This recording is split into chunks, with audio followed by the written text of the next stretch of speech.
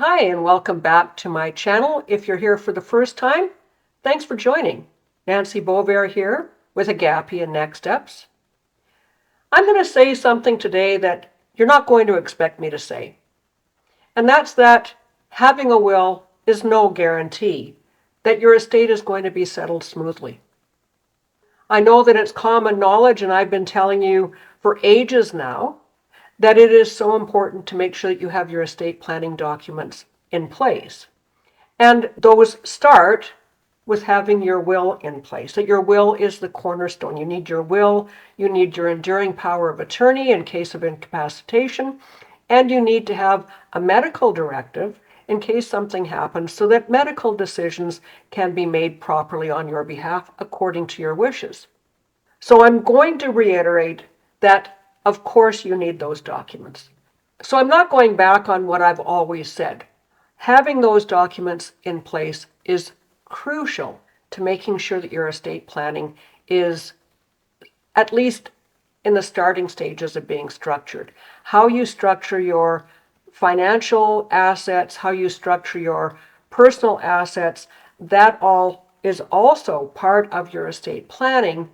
But you do need to have those core elements, those core documents in place in order to assure that you have, I'm going to call it the three-legged stool. That's going to give you a solid foundation. But having those in place is not a guarantee that everything will be smooth sailing.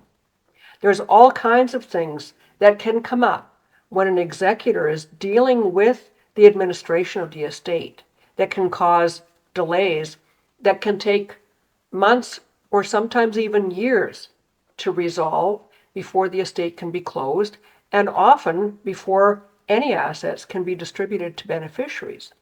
This week, the article on my website addresses 7 of those issues that can get in the way of having a seamless, quick closing of an estate. So I encourage you to go over there to check out all 7 of them. I will talk about a few of them here in this video, though, just as a bit of a teaser. So obviously the first thing is probate. Grant of probate seems to be taking longer and longer to take place in most jurisdictions in Canada, and I'm sure in the US as well. The grant of probate is when the court recognizes the named executor in the will as having the legal authority to administer the will on behalf of the deceased person. So what the court does is they go through a process of validating that to the best of the ability that is the last and true will and testament of the deceased person. So nobody can come forth and say, no, I'm the executor, here's another will.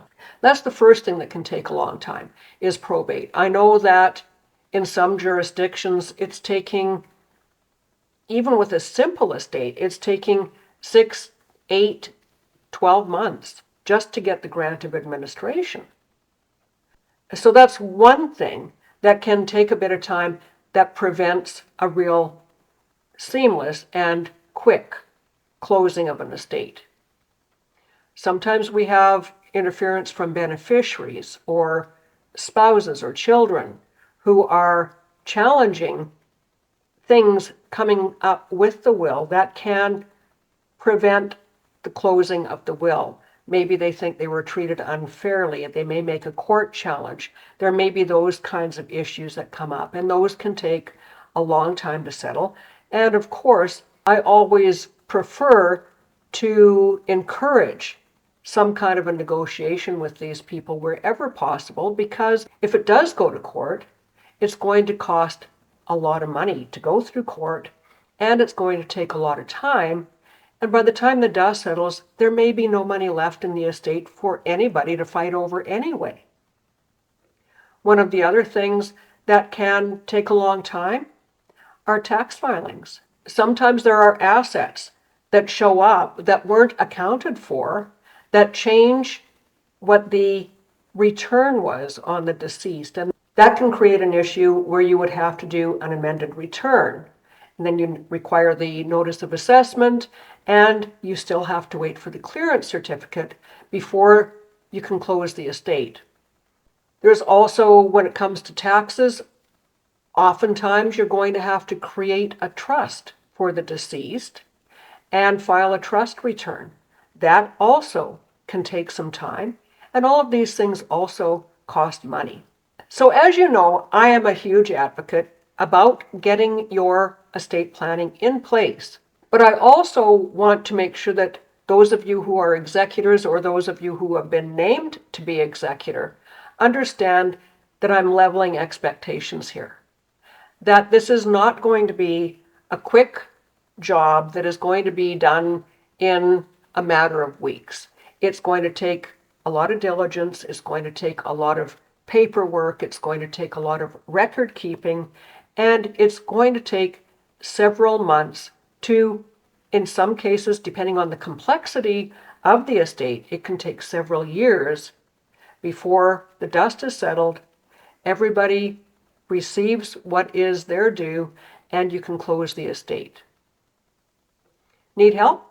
I'm a certified executor advisor. I can help advise you on some of the areas that you should be taking a look at, how to structure your estate plan in such a way that you're minimizing the impact of probate and that you're able to pass on most, if not all, of your possessions outside of probate so that you can get things closed quicker and sooner and easier. Again, hop over to my website. I've got that article on there. Find out the 7 common reasons why an estate can take a long time to close. And with that, I'm going to close this video. Thanks for joining me as always. I appreciate you. I look forward to sharing more with you next week. Thank you, and bye for now.